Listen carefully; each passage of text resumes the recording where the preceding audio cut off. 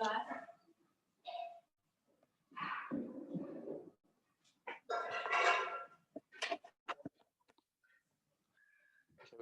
Everyone, I hope कि आप लोग खैरियत से होंगे और मेरी आवाज़ भी सुन सकते होंगे। कल हमने जो है वो न्यूक्लियर फेज का टॉपिक जो है वो उसको कंटिन्यू किया था और आज जो है वो 12 जनवरी 2021 है और दिन जो है वो आज ट्यूसडे है। ठीक है, कल का लेक्चर अगर मैं आपको दिखा सकूं तो कल हमने जो है वो न्यूक्लियर फेज का टॉपिक जो है कंटिन्यू किया था। शुरू तो हमने पहले कर लिया था ये, लेकिन हम उसको कल कंटिन्यू किया था। हमने डिस्कस किया था कि इस चैप्टर में बेसिकली जो है वो दो हिस्सों में पढ़ना है। इसको हमें पहले बाइंडिंग एनर्जी के बारे में पढ़ना है और फिर हमें रेडियोएक्टिव डिके के बारे में पढ़ना है। इसमें हमने इलेक्ट्रॉन वोल्ट को डिफाइन किया था कि एनर्जी की यूनिट होती है, unified atomic mass unit mass की यूनिट होती है। फिर मास एनर्जी जो आपस में इंटर कन्वर्टिबिलिटी होती है उनकी, is equals to mc square, इसको डिस्कस किया था। फिर हमने डिस्कस किया था कि 1u मास को अगर एनर्जी में कन्वर्ट करें तो कितनी एनर्जी बनती है। Then we talked about mass defect. Mass defect में हमने बात की थी कि किसी भी न्यूक्लियस का जो मास होता है वो उसके प्रोटॉन्स और न्यूट्रॉन्स के मासेस के सम से हमेशा कम होता है और जो डिफरेंस होता है ये मास डिफेक्ट कहलाता है। फिर हमने मास डिफेक्ट जो है वो कैलकुलेट भी किया था डिफरेंट चीज़ों का। ठीक है ना, हमने पहले किसी भी न्यूक्लियस के प्रोटॉन्स और न्यूट्रॉन्स का मास निकाला और फिर न्यूक्लियस के मास को उसमें से माइनस किया तो मास डिफेक्ट आ गया। उसके बाद फिर हमने बाइंडिंग एनर्जी के बारे में पढ़ा था। बाइंडिंग एनर्जी क्या थी कि किसी भी न्यूक्लियस के सारे न्यूक्लियॉन्स को सेपरेट करने के लिए अप टू इन्फिनिटी तक सेपरेट करने के लिए जितनी आपको एनर्जी चाहिए होती है वो एनर्जी या वर्क डन क्या कहलाता है, वो आपकी बाइंडिंग एनर्जी कहलाती है। और अगर आप जो मास डिफेक्ट को कन्वर्ट करें एनर्जी में तो वो बाइंडिंग एनर्जी बनती है। ठीक है, तो हमने ये सारी चीज़ें देखी थी, इनको डिस्कशन भी किया था इसके ऊपर। फिर हमने बाइंडिंग एनर्जी पर न्यूक्लियॉन की बात की थी। बाइंडिंग एनर्जी पर न्यूक्लियॉन का मतलब ये होता है कि एक न्यूक्लियस की जो बाइंडिंग एनर्जी है अगर उसको आप उस न्यूक्लियस के अंदर मौजूद नंबर ऑफ न्यूक्लियॉन से डिवाइड कर दें तो binding energy divide by number of nucleons को हम कहते हैं binding energy per nucleon. Binding energy per nucleon के ऊपर डिपेंड करता है कि कोई ऑब्जेक्ट जो है वो कितना स्टेबल होगा, कोई न्यूक्लियस कितना स्टेबल होगा। हमने ग्राफ भी स्केच किया था। उस ग्राफ में हमने ये देखा था कि आपका जो बाइंडिंग एनर्जी पर न्यूक्लियॉन का ग्राफ हमने बनाया था अगेंस्ट न्यूक्लियॉन नंबर। तो हमने डिफरेंट न्यूक्लियॉन नंबर्स की जो बाइंडिंग एनर्जी पर न्यूक्लियॉन का स्केच करेंगे हम, तो हमारे पास जो ग्राफ बनेगा वो कुछ इस शक्ल का बनेगा जैसे कि आपको नजर आ रहा है। अब बाइंडिंग एनर्जी पर न्यूक्लियॉन की जो है वो एक कोई ना कोई वैल्यू होती होगी कि इस वैल्यू से ऊपर अगर आपकी बाइंडिंग एनर्जी पर न्यूक्लियॉन होगी तो आप स्टेबिलिटी के क्राइटेरिया में आएंगे, और आपकी बाइंडिंग एनर्जी पर न्यूक्लियॉन इस पर्टिकुलर वैल्यू से कम होगी तो आप अनस्टेबल न्यूक्लियस कहलाएंगे। तो मैंने एक इमेजिनरी लाइन ड्रॉ की यहाँ पर कि देखें फर्स्ट करें अगर ये जो है आपकी स्टेबिलिटी का अगर ये बॉर्डर लाइन है तो इसके ऊपर जितने भी एलिमेंट हैं, इसके ऊपर जितने भी न्यूक्लियस हैं वो सारे स्टेबल कहलाएंगे क्योंकि उसकी बाइंडिंग एनर्जी पर न्यूक्लियॉन इस थ्रेशोल्ड से ज्यादा है। और इसके नीचे जितने भी न्यूक्लियॉन्स आ रहे होंगे, न्यूक्लियस आ रहे होंगे, वो सारे अनस्टेबल कहलाएंगे क्योंकि उनकी बाइंडिंग एनर्जी पर न्यूक्लियॉन इस पर्टिकुलर वैल्यू से कम है। तो हमने डिस्कस किया था कि इसमें सबसे ज्यादा जो बाइंडिंग एनर्जी पर न्यूक्लियॉन होती है वो आयरन के न्यूक्लियस की होती है। ये जो पीक आ रही है इस ग्राफ की, वो पीक जो आयरन पर आ रही है, यानी कि हम कह सकते हैं कि आयरन का जो न्यूक्लियस होता है that is the most stable nucleus. इसमें से कुछ एलिमेंट जो शुरू के एलिमेंट हैं वो बाइंडिंग एनर्जी पर न्यूक्लियॉन की जो थ्रेशोल्ड वैल्यू से नीचे आ रहे हैं, और कुछ हैवी एलिमेंट है वो भी पर न्यूक्लियॉन की थ्रेशोल्ड वैल्यू से नीचे आ रहे हैं। तो अब ये जो छोटे वाले एलिमेंट जिनका न्यूक्लियॉन नंबर कम है वो जो है एनर्जी वो जो है स्टेबिलिटी गेन करने के लिए फ्यूजन का प्रोसेस करते हैं, और जो वो बड़े वाले न्यूक्लियस होते हैं वो अपनी जो है वो स्टेबिलिटी गेन करने के लिए फ्यूजन का प्रोसेस करते हैं। तो पहले तो हमने फ्यूजन और फ्यूजन क्या होता है। फ्यूजन में ये होता है कि एक बड़ा न्यूक्लियस टूटकर दो छोटे न्यूक्लियाई में जो डिवाइड हो जाता है और बहुत सारी एनर्जी रिलीज करते हैं। फ्यूजन में क्या होता है कि दो छोटे न्यूक्लियस आपस में मिलते हैं और एक बड़ा न्यूक्लियस बना देते हैं और उसमें बहुत सारी एनर्जी होती है। सवाल ये पैदा होता है कि फ्यूजन या फ्यूजन करने से इन एलिमेंट्स को फायदा क्या होता है। फ्यूजन या फ्यूजन करने से इन एलिमेंट्स को फायदा ये होता है कि किसी भी न्यूक्लियर रिएक्शन में जब एनर्जी रिलीज होती है तो उससे बाइंडिंग एनर्जी बढ़ती है। क्योंकि आप अगर आपको याद हो बाइंडिंग एनर्जी का बैकग्राउंड क्या है, बाइंडिंग एनर्जी का बैकग्राउंड ये है कि जब न्यूक्लियस फॉर्म होते हैं, जब न्यूक्लियस फॉर्म होते हैं ना तो मास डिफेक्ट होता है। मास डिफेक्ट क्या होता है कि न्यूक्लियस का कुछ मास एनर्जी में कन्वर्ट होता है। वो जो एनर्जी रिलीज होती है उसके बराबर आपको एनर्जी देना पड़ती है न्यूक्लियस को ब्रेक करने के लिए, यानी कि वो आपकी बाइंडिंग। अब एक न्यूक्लियस जो कि ऑलरेडी एनर्जी रिलीज कर चुका है, जिसकी ऑलरेडी बाइंडिंग एनर्जी है, और वो मजीद एनर्जी रिलीज करेगा तो उसकी बाइंडिंग एनर्जी और बढ़ जाएगी। यानी कि अगर इस केमिकल रिएक्शन के नतीजे में, ठीक है, यानी अगर इस केमिकल रिएक्शन के नतीजे में, इस केमिकल रिएक्शन के नतीजे में अगर एनर्जी रिलीज हुई है, एनर्जी रिलीज होने का मतलब है कि जो प्रोडक्ट्स हैं, इन प्रोडक्ट्स की जो बाइंडिंग एनर्जी है वो इन प्रोडक्ट रिएक्टेंट्स की बाइंडिंग एनर्जी से ज्यादा होगी। इस तरह फ्यूजन में भी होगा कि हीलियम की जो बाइंडिंग एनर्जी है वो ड्यूटियम और ट्रिटियम की बाइंडिंग एनर्जी के मुकाबले में ज्यादा होगी, क्योंकि इसमें एनर्जी रिलीज, ठीक है। इसको मैंने इस तरह एक्सप्रेस किया था कि किसी भी न्यूक्लियर रिएक्शन में जहाँ पर एनर्जी रिलीज हो रही हो, तो उसमें प्रोडक्ट की जो बाइंडिंग एनर्जी होगी वो रिएक्टेंट्स की binding energy plus energy release के बराबर होगी, यानी कि प्रोडक्ट की बाइंडिंग एनर्जी बढ़ जाएगी। कितनी बढ़ जाएगी? जितनी एनर्जी रिलीज हुई हो, ठीक है। यहाँ तक हमारी जो है बात हो गई थी। अब हम ऐसा करते हैं कि इसकी जो है आज एक वर्कशीट सॉल्व करेंगे, ठीक है। और इस टॉपिक की जो वर्कशीट है वो वर्कशीट है वर्कशीट नंबर 36। तमाम लोग जो है अपनी बुक्स निकालें, और ये आपकी बुक नंबर 3 होनी चाहिए, ठीक है। और बुक नंबर 3 में जो है आप लोग अपना बुक नंबर 3 में आप लोग जो है वर्कशीट नंबर 36 निकालें।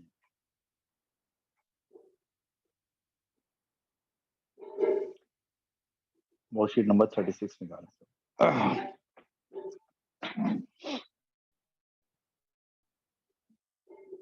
ये ले वर्कशीट नंबर 36 आ गई मार्केट में, ठीक। तो जल्दी से सब लोग वर्कशीट नंबर 36 निकाल लें ताकि फिर इस पर हम डिस्कशन स्टार्ट करें।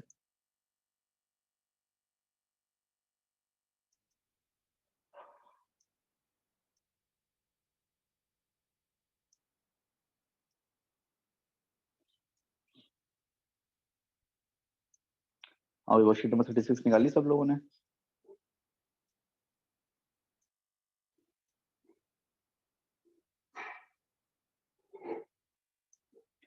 ये पहला सवाल है, इसका पार्ट है। इसमें कह रहे हैं कि the variation with nucleon number A of the binding energy per nucleon B of nuclei is shown. यानी वही बात जो हमने पढ़ी थी कि वाई एक्सिस पर आपने बाइंडिंग एनर्जी पर न्यूक्लियन लिया, एक्सिस पर आपने न्यूक्लियन नंबर लिया, और ये ग्राफ को जिस शेप का on figure 8.1 mark the approximate position of iron 56। Iron जो है वो कहाँ पर होगा? तो देखें आयरन जो है वो पीक पर होगा, यहाँ पे होगा आयरन, ठीक है। दिस इज आयरन, ठीक है। और इसको हम इस पॉइंट को हम एफ ई कह देते हैं, ठीक। कह रहे हैं जिरकोनियम 97 कहाँ होगा? तो देखेंगे 97 तो तकरीबन 56 से थोड़ा बाद ही पड़ेगा ना, तो उसके बाद कहीं भी मार्क कर दें आप इसको 97, और ये क्या हो गया? जिरकोनियम जेटा।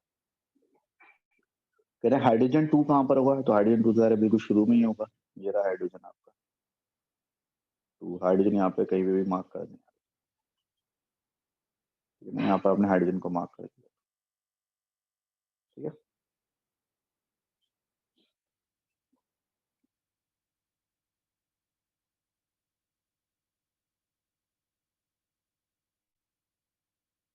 अब चलते हैं पार्ट बी पे।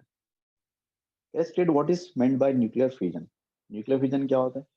न्यूक्लियर फिजन ये होता है कि इसमें जो है वो एक बड़ा न्यूक्लियस होता है और वो टूट जाता है, और दो तकरीबन तकरीबन एक जैसे तकरीबन इक्वल साइज के इक्वल मास के दो वो न्यूक्लियाई बनाता है।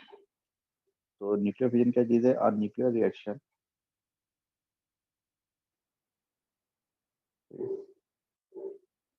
nuclear reaction during which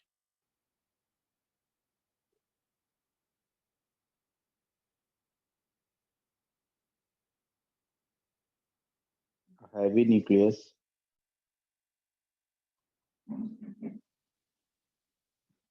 splits into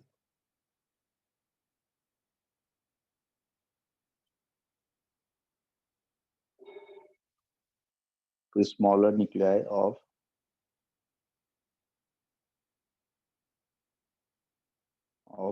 almost same size। Almost वाला इसमें इस्तेमाल कर रहा हूँ कि बिल्कुल बराबर नहीं होते, छोटे बड़े होते हैं लेकिन तकरीबन एक जैसे। by reference to figure 8.1 explain how fission is energetically possible। इस डायग्राम के साथ बताएं कि फिजन एनर्जेटिकली किस तरह से पॉसिबल, ठीक है। देखिए, बात ये है कि फ्यूजन में होता क्या है? फ्यूजन में होता ये है कि कोई भी जब फ्यूजन रिएक्शन होता है तो जो एनर्जी रिलीज होती है ना, उस एनर्जी रिलीज होने से क्या होता है कि जो बाइंडिंग एनर्जी ऑफ प्रोडक्ट्स होती है ना, वो जो है वो बाइंडिंग एनर्जी ऑफ रिएक्टेंट से ज्यादा होती है। जब फ्यूजन का रिएक्शन होगा तो एक बड़ा न्यूक्लियस होगा, ठीक है। वो न्यूक्लियस जो है छोटे न्यूक्लियस में टूटेगा। जो छोटे न्यूक्लियस जो बनेंगे उनकी जो बाइंडिंग एनर्जी होगी ना, उसका जो सम होगा वो जो आपका पेरेंट न्यूक्लियस होगा जिससे टूट के बने होंगे उसकी बाइंडिंग एनर्जी से ज्यादा होगा, ठीक है। अच्छा, इसमें उन्होंने बाय रेफरेंस टू फिगर 8.1 भी कह दिया है, यानी कि इस फिगर का भी रेफरेंस आपको जबरदस्ती डालना होगा। तो देखिए, आपका जो भी प्रोडक्ट होगा उसकी एक बाइंडिंग एनर्जी पर न्यूक्लियन होगी। उसको मल्टीप्लाई बाय न्यूक्लियन नंबर करेंगे तो क्या आ जाएगा, ये उस न्यूक्लियस की यानी कि पेरेंट न्यूक्लियस की जो कि ब्रेक होने जा रहा है उसकी बाइंडिंग एनर्जी है। जब उसके प्रोडक्ट की आप बाइंडिंग एनर्जी निकालेंगे तो वो सम जो होगा इस बाइंडिंग एनर्जी से क्या होगा, ज्यादा है। तो इसलिए ज्यादा होगा क्योंकि एनर्जी रिलीज होगी, और वो जो एनर्जी रिलीज होगी उसकी वजह से फ्यूजन का रिएक्शन एनर्जेटिकली पॉसिबल। जब ये बोलता है कि फ्यूजन का रिएक्शन एनर्जेटिकली कैसे पॉसिबल है, तो बेसिकली ये कह रहा है कि देखें भाई, यूरेनियम है, इस पे हमने एक न्यूट्रॉन खींच के मारा, तो बेरियम बन गया, क्रिप्टन बन गया, 3 न्यूट्रॉन बन गए, और बहुत सारी एनर्जी रिलीज हुई। तो एनर्जेटिकली पॉसिबल होने का मतलब ये वो कह रहा है कि इतनी सारी एनर्जी कहाँ से आएगी, हमने तो कोई एनर्जी नहीं दी इसको, तो इतनी सारी एनर्जी कहाँ से आई, तो एनर्जेटिकली कैसे पॉसिबल है, तो ये ऐसे पॉसिबल है कि जो आपका जो यूरेनियम था इसकी बाइंडिंग एनर्जी पर न्यूक्लियन थी, उस बाइंडिंग एनर्जी पर न्यूक्लियन को आपने न्यूक्लियन नंबर से मल्टीप्लाई किया तो ये इसकी बाइंडिंग एनर्जी होगी। अब अगर आप बेरियम और क्रिप्टन की बाइंडिंग एनर्जी का सम निकालें तो वो सम इससे ज्यादा है। मिसाल के तौर पे अगर ये बाइंडिंग एनर्जी 80 थी, ठीक है, तो ये बाइंडिंग एनर्जी 80 थी, तो ये जो सम आएगा ये 130 आ रहा है। तो जो बाइंडिंग एनर्जी जो 130 हो गई, इसकी 50 जो बढ़ गई वो इसलिए बढ़ गई क्योंकि 50 एनर्जी रिलीज हुई। तो जो एनर्जी रिलीज हो रही है वो क्यों रिलीज हो रही है, क्योंकि binding energy of product is greater than the binding energy of reactant, ठीक है। तो हम लिखेंगे इसको इस तरह से कि binding energy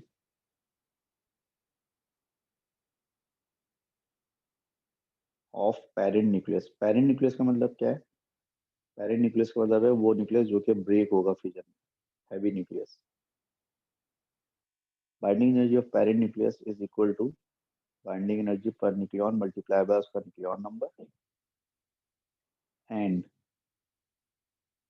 the sum of binding energies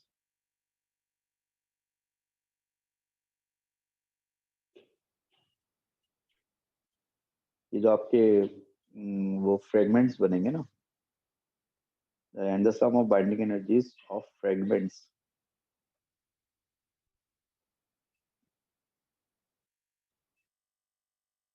must be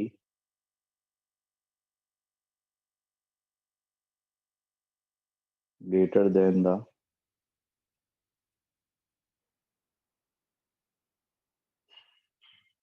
binding energy of parent nucleus,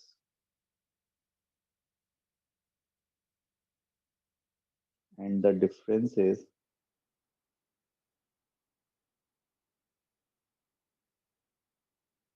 equal to energy released। और दोनों की बाइंडिंग एनर्जी का जो डिफरेंस होगा वो उस एनर्जी के बराबर होगा जो कि यहाँ पर रिलीज हुई। चलिए क्वेश्चन नंबर 2 पर आ जाए। क्वेश्चन नंबर 2 में क्या कह रहे हैं? क्वेश्चन नंबर 2 में ये कह रहे हैं कि explain what is meant by binding energy of a nucleus, ठीक है। न्यूक्लियस की बाइंडिंग एनर्जी जो है वो क्या चीज है, न्यूक्लियस की बाइंडिंग एनर्जी क्या होती है?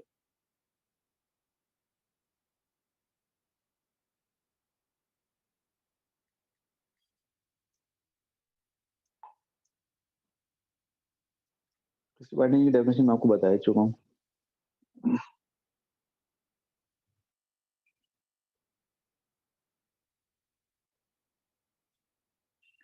बाइंडिंग एनर्जी न्यूक्लियस का मतलब होता है कि अमाउंट ऑफ एनर्जी रिक्वायर्ड, या मिनिमम अमाउंट ऑफ एनर्जी भी लिख सकते हैं।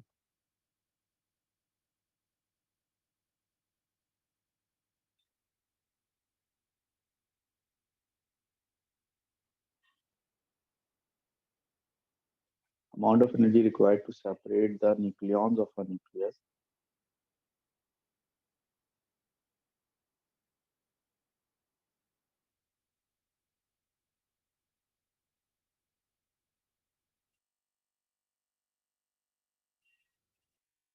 टू इन्फिनिटी, यानी कि एक न्यूक्लियस जो है उसके न्यूक्लियॉन्स को इन्फिनिटी तक सेपरेट करने के लिए जो आपको अमाउंट ऑफ एनर्जी चाहिए उसको आप बाइंडिंग एनर्जी ऑफ न्यूक्लियस कहते हैं। ठीक है, फिर ये कह रहे हैं data for the masses of some particles are given in figure 10.1। अभी कुछ पार्टिकल्स के मासेस हैं। प्रोटॉन का मास 1.00728 यू है, न्यूट्रॉन का मास 1.00867 यू है, ट्रिटियम का जो मास है 3.0155 यू है, पोलोनियम का मास भी आपको दिया हुआ 209.93722 यू दिया हुआ है। Energy equivalent of 1.0 you is 930 mega electron volt. सही है, यानी कि आपका जो 1 यू है वो 930 मेगा इलेक्ट्रॉन के बराबर है। कल हमने डायरेक्ट किया था, तो कह रहा है calculate the binding energy in mega electron volt of tritium. Tritium की बाइंडिंग एनर्जी जो है वो कैलकुलेट करें आप मेगा इलेक्ट्रॉन वोल्ट। हो जाएगी भाई, कैसे हो जाएगी? पहले आप देखेंगे मास ऑफ ट्रिटियम कितना है, यानी कि ट्रिटियम के न्यूक्लियस का मास कितना है। तो ट्रिटियम के न्यूक्लियस का मास है 3.0155। ठीक है, अच्छा मुझे बताएं ट्रिटियम में प्रोटॉन कितने हैं? तो देखिए नीचे जो लिखा होता है 1, ये प्रोटॉन नंबर होता है, एक प्रोटॉन।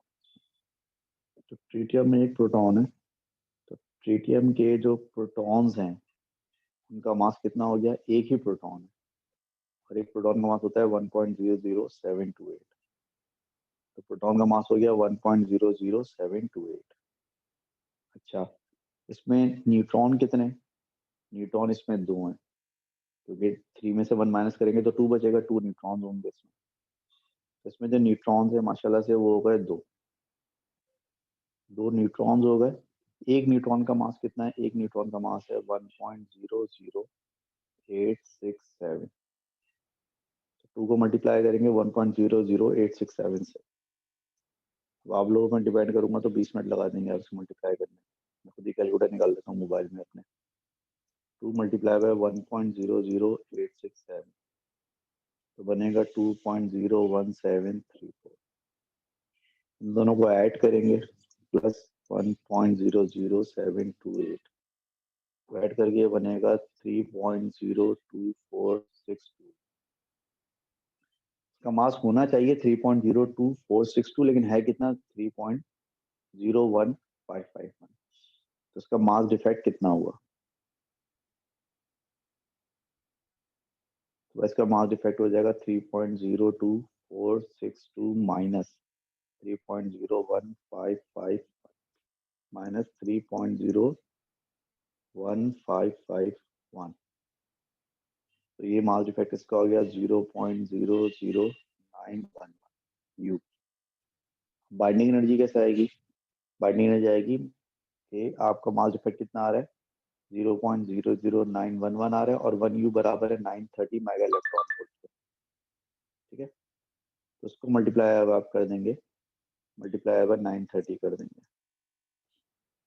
ठीक है,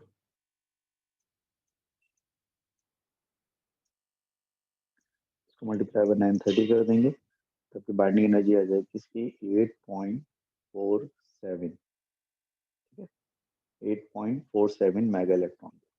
तो इसका आंसर आ रहा है 8.4723, लेकिन हम 3 सबसे ज्यादा में आंसर नहीं लिखते, तो 8.47 मेगा इलेक्ट्रॉन वोल्ट इसका आंसर हो जाएगा।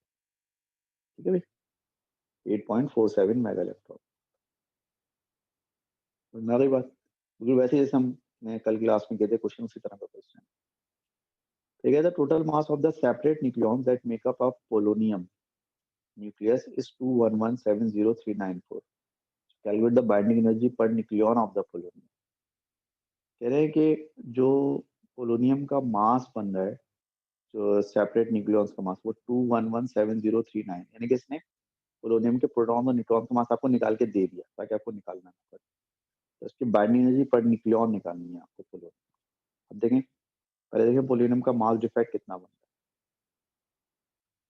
अभी पोलोनियम के कह रहा है कि सेपरेट न्यूक्लियॉन्स का मास बन रहा है 211.70394 यू, और पोलोनियम के न्यूक्लियस का मास कितना दिया हुआ आपको? पोलोनियम के न्यूक्लियस का मास आपको ये दिया हुआ है 209,93722, 93722 यही था ना, 209,93722। हाँ सही, 209,93722 पोलोनियम का मास है। इसके न्यूक्लियॉन्स का मास यानी कि प्रोटॉन प्लस न्यूट्रॉन का मास बन रहा है 211.7039। तो मास इफेक्ट कितना हुआ भाई, कैलकुलेट कर लेते हैं इसको। मास इफेक्ट इसका बनेगा 211.70394 माइनस 2.93722। मास इफेक्ट इसका बनेगा 1.76672 U। बाइंडिंग एनर्जी कितनी बनेगी इसकी, बाइंडिंग एनर्जी बनेगी 1.76672 multiply by 930 mega electron volt. हमें बाइंडिंग एनर्जी नहीं चाहिए, हमें बाइंडिंग एनर्जी पर न्यूक्लियॉन चाहिए। बाइंडिंग एनर्जी पर न्यूक्लियॉन कितनी बनेगी, बाइंडिंग एनर्जी इसकी है 1.76672 मल्टीप्लाई बाय 930 डिवाइड बाय इसमें न्यूक्लियॉन्स हैं कितने, 210 न्यूक्लियॉन्स हैं इसमें, ये देखो ना 210 protons plus neutron divide by 210। तो 1.76672 multiply by 930 then divide by, तो भाई ये बन रहा है आपका 7.8241 मेगा इलेक्ट्रॉन वोल्ट। तीन ऐसे में लिखेंगे तो 7.82 मेगा इलेक्ट्रॉन वोल्ट इसका आंसर हो जाएगा। ठीक है, आंसर हो जाएगा 7.82 मेगा इलेक्ट्रॉन। ठीक है कि one possible fusion reaction is this, ये यूरेनियम है, वही मैं जैसे लिख रहा हूँ उसके इन्होंने प्रोटॉन न्यूट्रॉन नंबर सब लिख दिए। यूरेनियम को ब्रेक किया तो बेरियम और क्रिप्टन बना। कह रहा by reference to binding energy explain without any calculation why this fusion reaction is energetically possible. वही वाली बात, तो इसमें एनर्जी रिलीज हो रही है कहाँ से आ रही है, तो देखेंगे जो उसके प्रोडक्ट्स हैं बेरियम और क्रिप्टन, इनकी जो बाइंडिंग एनर्जी का सम है वो यूरेनियम की बाइंडिंग एनर्जी से ज्यादा होगा, और इनकी बाइंडिंग एनर्जी जो डिफरेंस होगा वो एनर्जी रिलीज के बराबर होगा। तो जवाब क्या होगा, बाइंडिंग एनर्जी, और ये सम ऑफ बाइंडिंग एनर्जी लिखेंगे ना,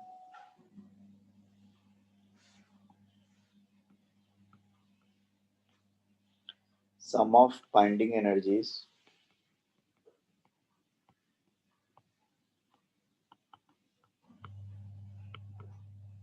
of barium and krypton must be greater than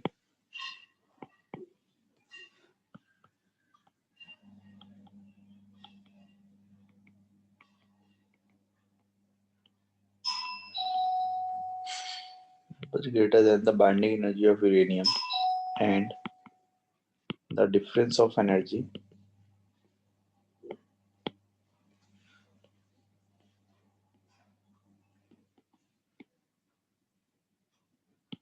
is equal to energy released।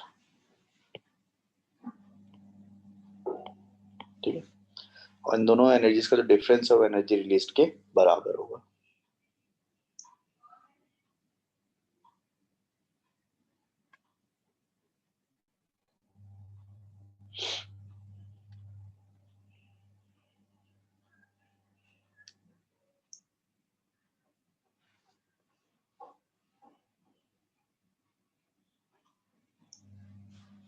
चलिए मैं आ जाए क्वेश्चन नंबर 3 पे। आप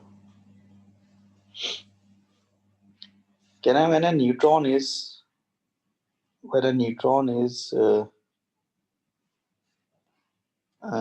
captured by uranium 235 nucleus, the outcome may be represented by a nuclear equation। अभी एक नई न्यूक्लियर इक्वेशन आ गई, यूरेनियम ब्रेक होकर एमओ बना रहे हैं, एमओ पता नहीं क्या मोबिलिडियम वगैरह कुछ होता होगा, एलए मेरे ख्याल से लेंथेनियम को कहते हैं, और न्यूट्रॉन बन रहा है और 7 इलेक्ट्रॉन रिलीज हो रहा है।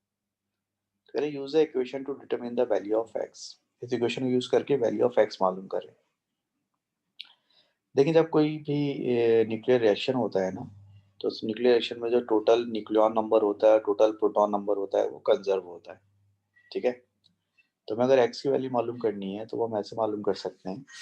तो देखें यहाँ पर जो है आपके ऊपर देखें न्यूक्लियॉन नंबर टोटल कितने हैं, तो लेफ्ट साइड पर है 235 n प्लस 1, राइट साइड पर ऊपर न्यूक्लियॉन नंबर कितने 95 प्लस 139 प्लस एक्स न्यूट्रॉन है, तो प्रोटॉन नंबर x हो जाएगा न्यूक्लियन नंबर, और इलेक्ट्रॉन का कोई न्यूक्लियन नंबर होगा नहीं, कोई 720 क्या होगा 0।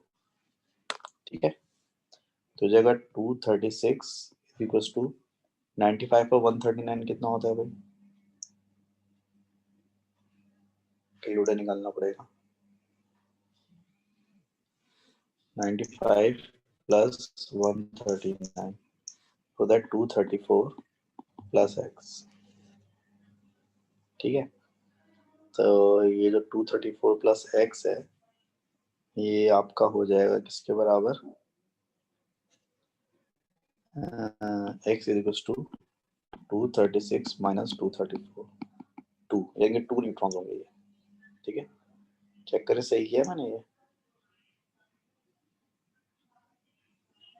सही किया ना मैंने ये? हाँ सही किया होगा। तो यहाँ पर न्यूट्रॉन्स कितने होने चाहिए, 2 होने चाहिए। यहाँ पर x की वैल्यू 2 होगी।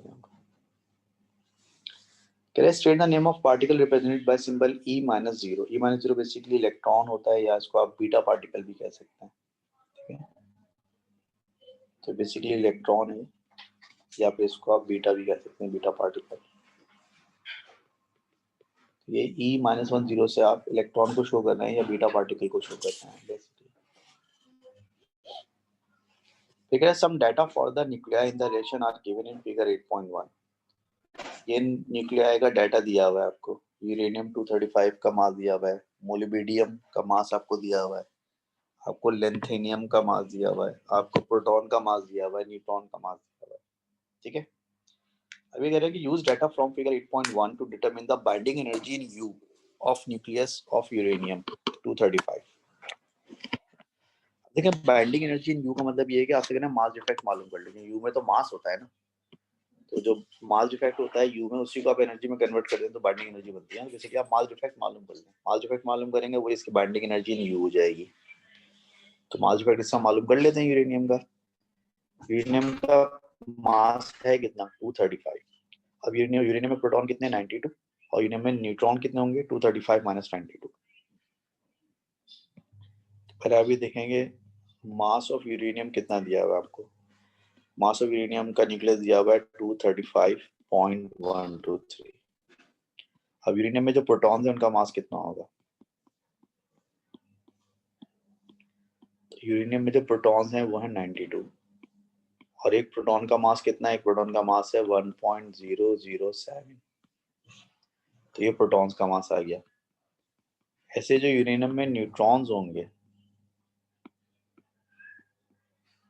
ऐसे जो यूरेनियम में न्यूट्रॉन्स होंगे उनका मास कितना होगा, यूरेनियम में न्यूट्रॉन्स होंगे 235 माइनस 92। ऐसे याद है ना number of neutrons, multiply by 1.009। ठीक है, इसको सॉल्व कर लेते हैं भाई, कितना बनेगा ये। इसको सॉल्व करेंगे तो दोनों को करते हैं सॉल्व। चलो भाई नहीं करता हूँ, आप लोगों से तो उम्मीद रखना बेकार है। 92 मल्टीप्लाई बाय 1.007, ये प्रोटॉन का मास हो गया 92.644। अच्छा 235 में से माइनस करेंगे 92 को, तो ये बनेगा 143।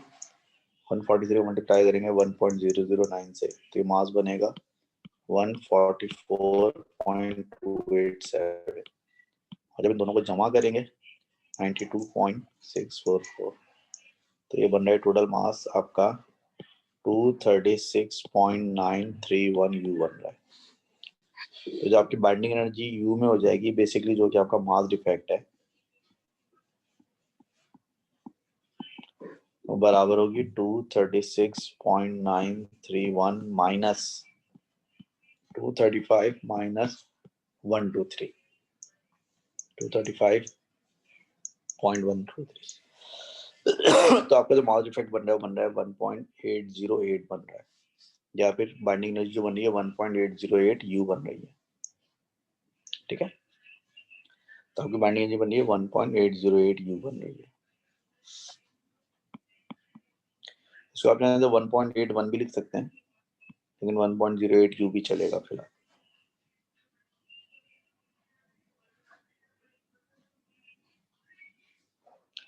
Can show that the binding energy per nucleon of a nucleus of uranium is 7.18 mega electron volt.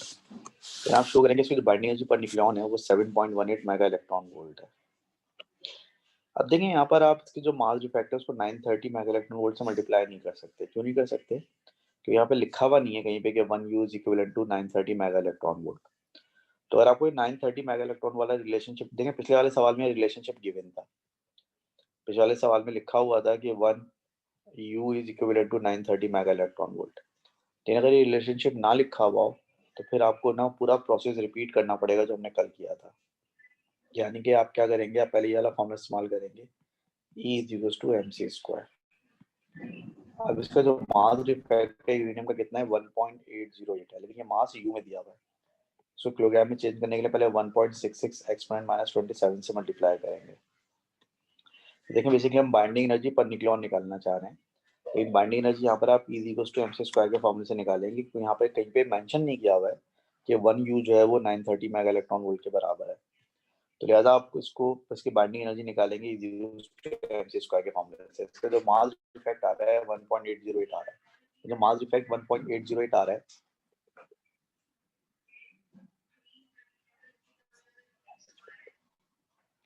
इसका मास इफेक्ट जो 1.808 आ रहा है वो यू में आ रहा है। इसको पहले आप किलोग्राम में कन्वर्ट करेंगे क्योंकि mc स्क्वायर का फॉर्मूला लगाने के लिए मास का किलोग्राम में होना जरूरी है। तो 1.808 को जब आप मल्टीप्लाई करेंगे 1.66 एक्सपोनेंट माइनस 27 से, तो ये मास इन किलोग्राम आ जाएगा। इसको हम मल्टीप्लाई करेंगे c स्क्वायर से। c स्क्वायर का मतलब है स्पीड ऑफ लाइट का स्क्वायर, 3.0 एक्सपोनेंट 8 का स्क्वायर। ठीक है, तो ये तो एनर्जी आ गई, यानी कि बाइंडिंग एनर्जी आ गई। अब आप निकालेंगे binding energy per nucleon.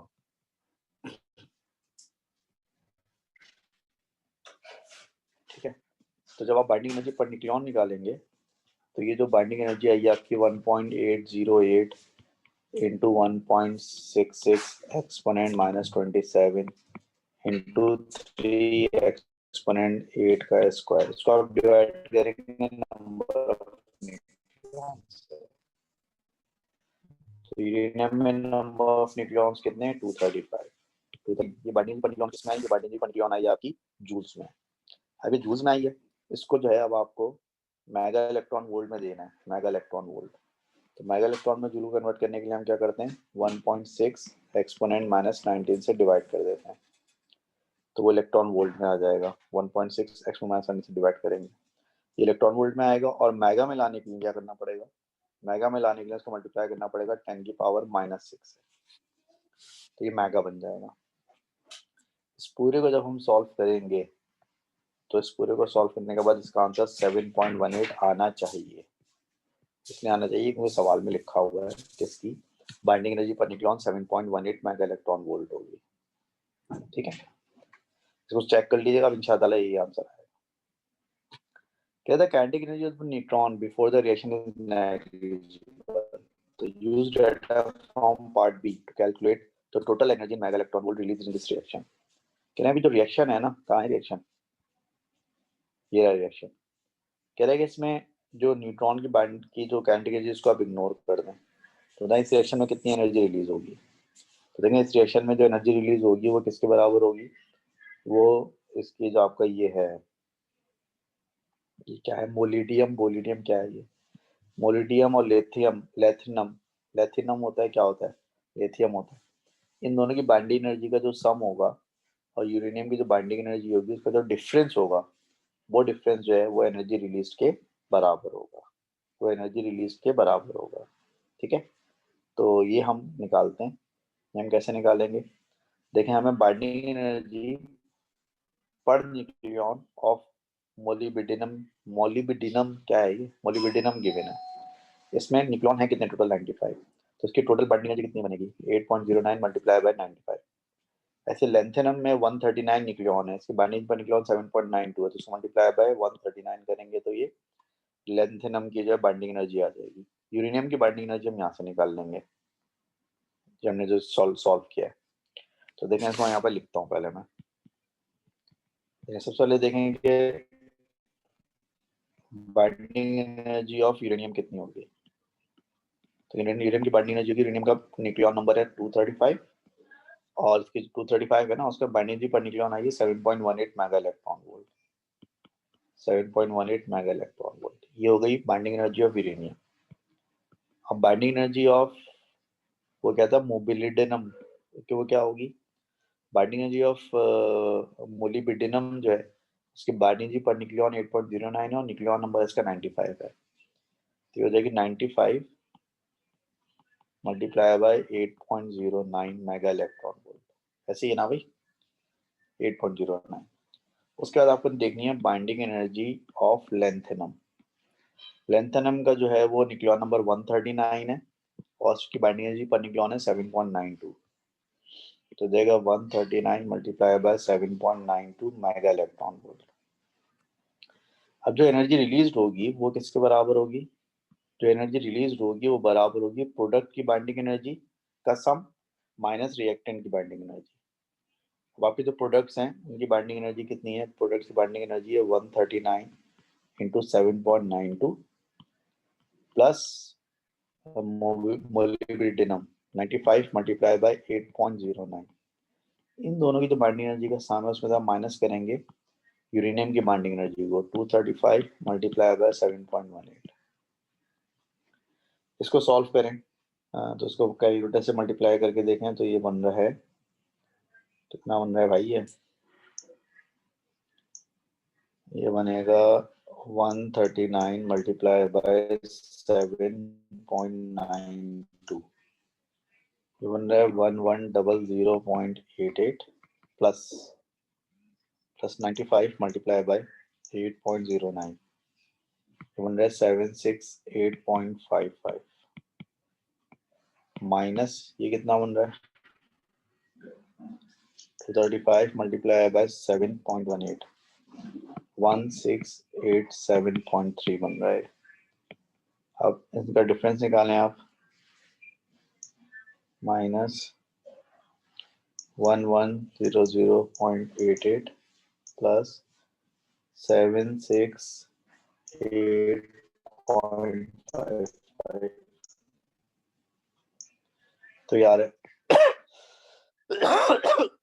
182.13 mega electron volt, इसको सिंपली 182 मेगा इलेक्ट्रॉन वोल्ट भी लिख सकते हैं।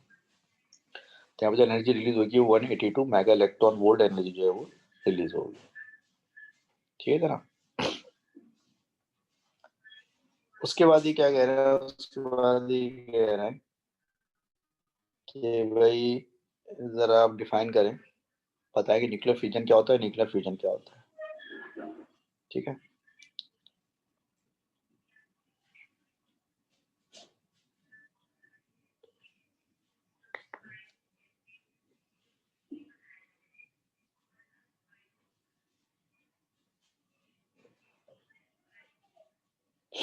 न्यूक्लियर फ्यूजन क्या होता है कि न्यूक्लियर फ्यूजन में दो स्मॉलर न्यूक्लियाई आपस में फ्यूज करते हैं,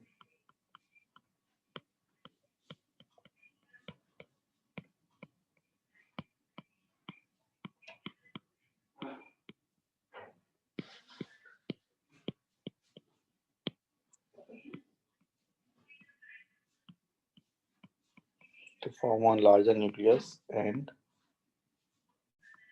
a huge amount of energy is released। Fusion में जो दो छोटे न्यूक्लियस आपस में मिलकर एक बड़ा न्यूक्लियस बनाते हैं और एक बड़ा अमाउंट ऑफ एनर्जी जो है वो रिलीज होता है, ठीक है, और एक बड़ा अमाउंट ऑफ एनर्जी जो है वो क्या होता है, रिलीज होता है,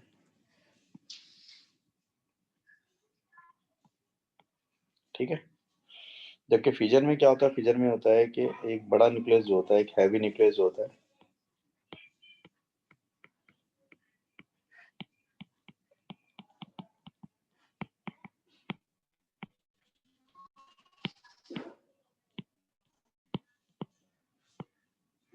a heavy nucleus is splits into two smaller nuclei of almost same mass या almost same size, ठीक है। एक हैवी न्यूक्लियस जो है दो छोटे न्यूक्लियस में टूटता है और दोनों का मास तकरीबन आपस में बराबर होता है। फाइव में कह रहा है कि nuclear reaction which may in the future be used for the generation of electrical energy, deuterium और ट्रिटियम को मिलाया हीलियम बना और एक्स। तो ये रिएक्शन हम इतनी दफा लिख चुके हैं, इसमें पार्टिकल एक्स क्या चीज है, पार्टिकल एक्स जो है न्यूट्रॉन। हम कई दफा लिख चुके हैं फ्यूजन की रिएक्शन, जब ड्यूटियम और ट्रिटियम आपस में मिलते हैं तो हीलियम बनता है और न्यूट्रॉन बनता है, और बनना भी चाहिए। देखें यहाँ पर आपके पास जो है 2 और 3 5 न्यूक्लियॉन नंबर है, यहाँ पर न्यूक्लियॉन नंबर 4 है, तो एक न्यूट्रॉन मिसिंग है ना यहाँ पर, तो एक्स यहाँ पर एक न्यूट्रॉन होगा। ठीक है। पार्ट टू में कह रहे हैं कि data for the binding energy per nucleon of some nuclei are given in figure 2.12.1। Binding energy per nucleon आपको गिवन है, लेकिन ये बाइंडिंग एनर्जी पर न्यूक्लियॉन आपको जूल में गिवन है। ठीक है।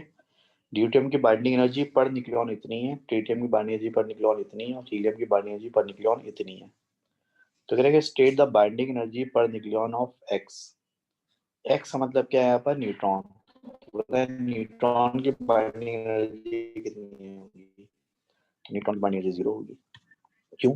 क्योंकि बाइंडिंग एनर्जी तो किसी न्यूक्लियस की होती है ना, जिसमें न्यूट्रॉन और प्रोटॉन आपस में जुड़े हुए होते हैं। न्यूट्रॉन तो एक सिंगल पार्टिकल है, तो सिंगल पार्टिकल जो है उसकी क्या बाइंडिंग एनर्जी होगी, उसकी कोई बाइंडिंग एनर्जी नहीं होगी। बाइंडिंग एनर्जी तो बंच ऑफ पार्टिकल्स की होती है ना, न्यूक्लियस की बाइंडिंग एनर्जी होती है ना, सिंगल पार्टिकल की बाइंडिंग एनर्जी थोड़ी होती है। लिहाजा binding energy per nucleon of x यानी कि आपका जो न्यूट्रॉन है उसकी बाइंडिंग एनर्जी कुछ भी नहीं होगी। कह रहे calculate the energy changes that take place in the reaction. यहाँ पे एनर्जी जो है वो एनर्जी चेंज कितना हो रहा है, यानी कि एनर्जी आसान जबान में कह रहा है कि एनर्जी रिलीज कितनी हो रही है इस रिएक्शन में। तो यहाँ एनर्जी जो रिलीज होती है वो प्रोडक्ट की बाइंडिंग एनर्जी और रिएक्टेंट्स की बाइंडिंग एनर्जी का डिफरेंस होती है। यहाँ जो एनर्जी रिलीज होगी वो किसके बराबर होगी, यहाँ पे जो एनर्जी रिलीज हो रही है, ये जो चेंज ऑफ एनर्जी होगा वो किसके बराबर होगा, बराबर होगा binding energy of helium minus binding energy of deuterium plus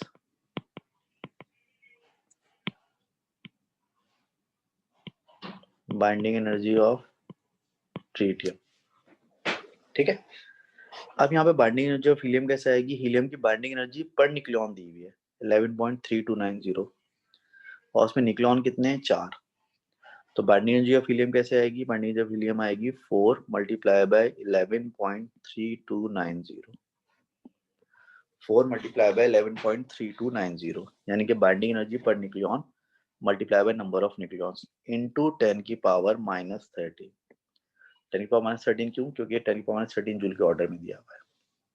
ये बाइंडिंग एनर्जी ऑफ हीलियम हो गई, इसमें से माइनस करना है आपको binding energy of deuterium. Binding energy of deuterium कितनी है, 1.78, और उसमें न्यूक्लियॉन कितने हैं, 2। तो जाएगा 2 into 1.7813 exponent -13 minus sorry plus binding energy of tritium कैसे आएगी, 3 मल्टीप्लाई बाय 4.5285 एक्सपोनेंट -13। ठीक है। अब आप ये करेंगे एक्सपोनेंट -13 सब में से कॉमन ले लें और इस इक्वेशन को सॉल्व कर लें। इस इक्वेशन को सॉल्व करेंगे तो ये बनेगा 4 into 11.3290 is equal to 45.316 exponent -13 minus इन दोनों को जमा करेंगे तो जमा करके बनेगा 17.148 एक्सपोनेंट -30, माइनस करेंगे तो माइनस करके आंसर आ जाएगा 2.82 एक्सपोनेंट -12। बेसिकली 0.82 एक्सपोनेंट -13 आ रहा है, तो 2.82 एक्सपोनेंट -12 जूल ये एनर्जी चेंज हो जाएगा, ये एनर्जी रिलीज हो जाएगा। कह रहे use your answer in part two. ठीक है, use your answer in part two to determine the energy release when 2 gram of deuterium reacts with 3 gram of tritium. अगर 2 ग्राम ऑफ ड्यूट्रियम को आप 3 gram of tritium के साथ reaction कराएं तो कितनी एनर्जी रिलीज होगी। देखें, किसी भी चीज का जो न्यूक्लियन नंबर होता है उसको अगर आप ग्राम रिप्रेजेंट करें तो वो उसका 1 मोल कहलाता है। तो ये 1 मोल ऑफ ड्यूट्रियम है और ये 1 मोल ऑफ ट्रिटियम है। Are you getting my point. जैसे कार्बन डाइऑक्साइड है, कार्बन डाइऑक्साइड का जो मास नंबर बनेगा 44 बनेगा, तो 44 ग्राम कार्बन डाइऑक्साइड मतलब है 1 मोल ऑफ कार्बन डाइऑक्साइड। या कार्बन का न्यूक्लियन नंबर होता है 6, तो 6 ग्राम कार्बन का मतलब क्या। एक मिनट याद रहे, मैं ये कॉल लेना। हेलो हेलो, वालेकुम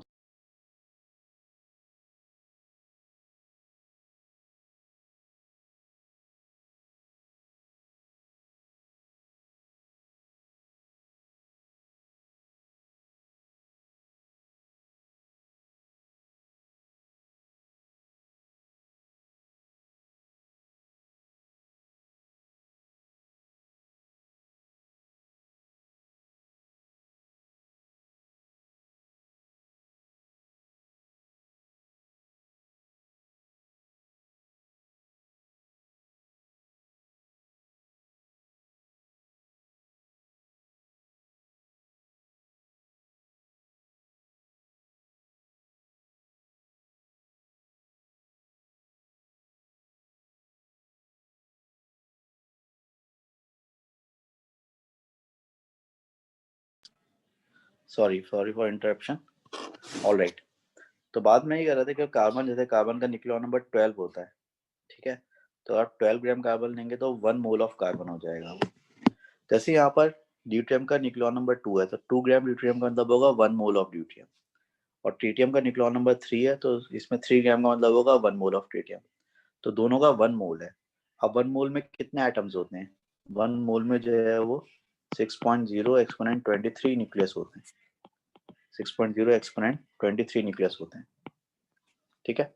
तो लिहाजा यहाँ पर आप 6.0 एक्सपोनेंट 23 ड्यूटियम लेंगे, फिर 6.0 एक्सपोनेंट 23 ट्रीटियम लेंगे, तो हीलियम भी कितने बनेंगे? 6.0 एक्सपोनेंट 23 बनेंगे, ठीक है भाई।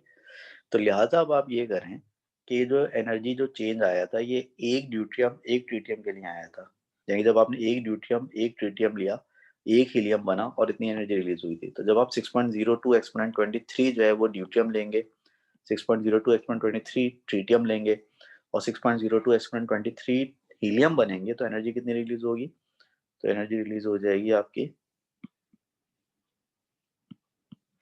6.02 एक्सपोनेंट 23 मल्टीप्लाई बाय 2.82 एक्सपोनेंट -12। इसको मल्टीप्लाई करेंगे तो आपका आंसर आ जाएगा 1.7 एक्सपोनेंट 12 जूल्स, यानी कि इतनी एनर्जी टोटल आपकी रिलीज हो जाएगी, ठीक है जी। तो ये आपका बाइंडिंग एनर्जी वाला पार्ट जो है कंप्लीट हो गया आपका चैप्टर में से, और आपका जो है वो क्या कहते हैं, ये पहला हिस्सा हमने कंप्लीट कर लिया न्यूक्लियर फिजिक्स का। आज का डेट थी 12। तो अब इसका जो दूसरा हिस्सा है वो है आपका रेडियो एक्टिव डिके का, वो इंशाल्लाह ताला फिर हम जो है कल इसको निपटाते हैं, ठीक है। तो कल बात करते हैं अब इसके सेकंड हिस्से पर, कल इंशाल्लाह उसको ख़त्म भी कर लेंगे। तो मिलते हैं इंशाल्लाह ताला ब्रेक के बाद, यानी कि कल। Thank you.